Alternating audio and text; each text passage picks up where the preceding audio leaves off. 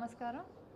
ముందుగా డీజీపీ గారికి అలాగే ప్రభుత్వానికి మహిళల తరపున ముఖ్యంగా అమరావతి రైతు మహిళల తరపున ధన్యవాదాలు. ఎందుకంటే రాష్ట్ర వ్యాప్తంగా 2 రోజుల నుంచి చూసాం. రాష్ట్రాల వ్యాప్తంగా ప్రసారయ్యే ఒక టీవీ ఛానల్ డిబేట్లో ఆడవాళ్ళని ఎంత కించపరిచే విధంగా నీచమైన వ్యాఖ్యలు చేశారో మనం అందరం కూడా చూసాం. దాన్ని ఆడవాళ్ళ గౌరవం మీద దాడిగా మనందరి బాధ్యత, దాన్ని యాక్సెప్ట్ చేయాల్సిందే.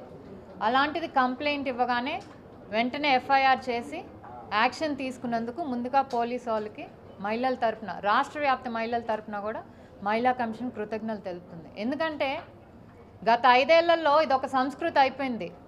ప్రతి వాళ్ళకి ఏంటంటే ఎవరి మీద ద్వేషం ఉన్నా లేకపోతే ఎవరి మీద కోపం ఉన్నా ముందుగా మహిళల్ని మధ్యలోకి లాగేస్తున్నారు.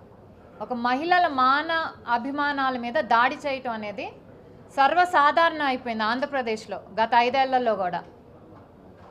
చెప్పేది ఏంటంటే మహిళా కమిషన్గా ప్రతి ఒక్కరు కూడా గుర్తుంచుకోవాల్సింది ఏంటంటే మన మగతనం చూపించుకోవటానికి ఆడది కావాలి, చేతకానితనం కప్పిపుచ్చుకోవటానికి ఆడది కావాలి.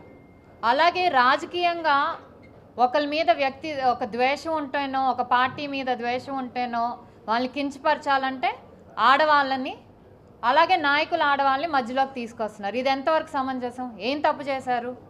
వాళ్ళు ఇళ్లలో కూర్చున్న ఆడవాళ్ళు వాళ్ళ పని వాళ్ళు చేసుకుంటున్నారు. మీ రాజకీయ దురుద్దేశాల కోసం ఒక ప్రాంతం మీద ద్వేషంతోనో, ఒక మనిషి మీద ద్వేషంతోనో ఆడవాళ్ళని కించపరచడం అనేది యాక్సెప్టబుల్ కాదు. ఇది ఒక నీచ సంస్కృతికి తెరలేపారు గత 5 ఏళ్ల కాలంలో.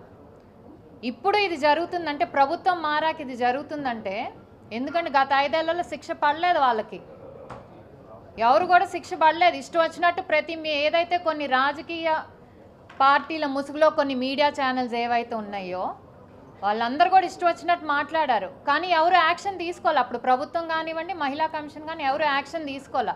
సో భయం లేదు, మేమేమన్నా ఏం చేస్తారులే అనే భయంతో ఈరోజు ప్రభుత్వాలు మారినా కూడా ఇంకా ఇష్టం వచ్చినట్టు ఆడవాళ్ళ మీద దాడి చేయటం, లేకపోతే ఇలా మాట్లాడటం ఎంతవరకు సమంజసం? దానికి ఈరోజు కరెక్ట్గా రాష్ట్ర పోలీస్ యంత్రాంగం తీసుకున్న యాక్షన్ని మేమందరం కూడా అభినందిస్తున్నాం. ఎందుకంటే ఇంకొకడు మళ్ళీ బయటకు వచ్చి జర్నలిస్ట్ ముసుగులోనో లేకపోతే అనలిస్ట్ ముసుగులోనో ఇష్టం వచ్చిన, లేకపోతే ఫ్రీడమ్ ఆఫ్ స్పీచ్ అంట. ఏంటండి ఫ్రీడమ్ ఆఫ్ స్పీచ్?